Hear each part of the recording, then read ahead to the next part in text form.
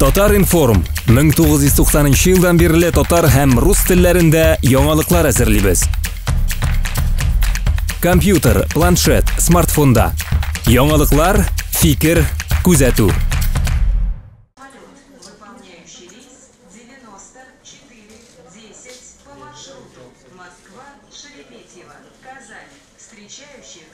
Пройти в зал прибытия федеральных рейсов терминала. Мухаммед Шенеренфия. Казан халыкара аэропортына. Шафи Гулин Айрат.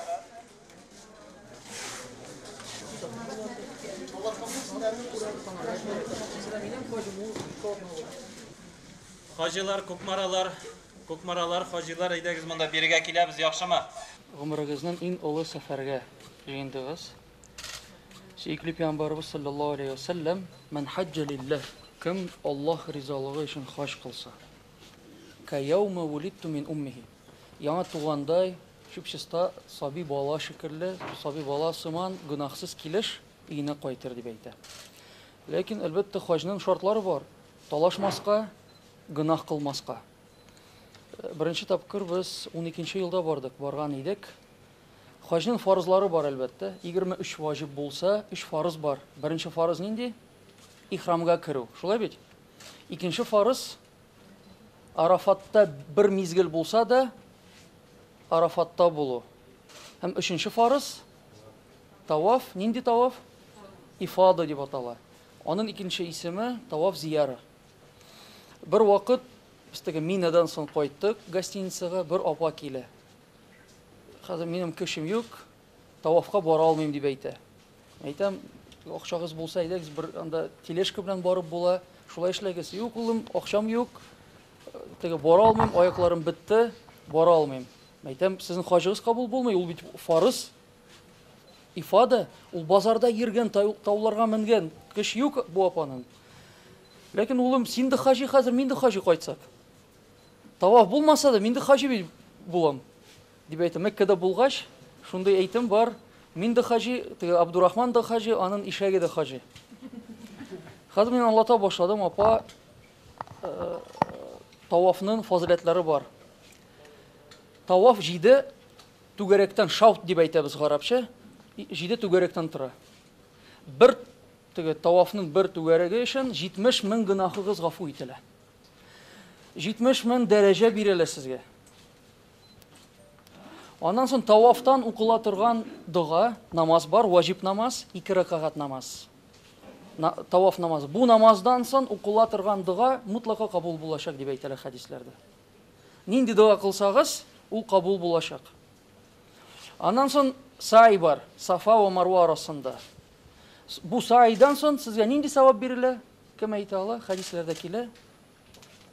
Мәсәлән дип әйтик, Ибраһим алейһиссаламның оныклары кыллыкка төшкән. Сез аларны азат итсәгез, нинди савап бирелә сезгә? Ник шундый савап сезгә биреләчәк дип әйтәләр хәдисләрдә. Һәм без бу апага аңлаттык. Ул 2 сәгатьтә бу гомра түгел инде, бу гамален кылып кайтты, отчитация итте, хәзрәт, вот без кылдык. Саваплар белмәсәк, эшләргә дә бик авыр. Хәзер бушлай эшләмәйбез бит. Безгә нәрсәдер кирәк. Әлбәттә, хаҗ ул зур фарыз, гомердә бер тапкыр кулына торган фарыз. Аллаһ субханаһу ва тааля сезнең фарыгызны кабул итсен.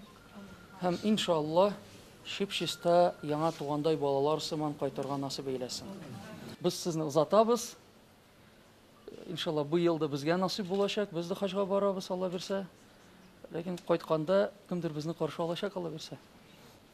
Камил хәзрәт, но хадж это не для кого-то, это для себя же в первую очередь. Правильно понял я из вашей речи, из вашего выступления?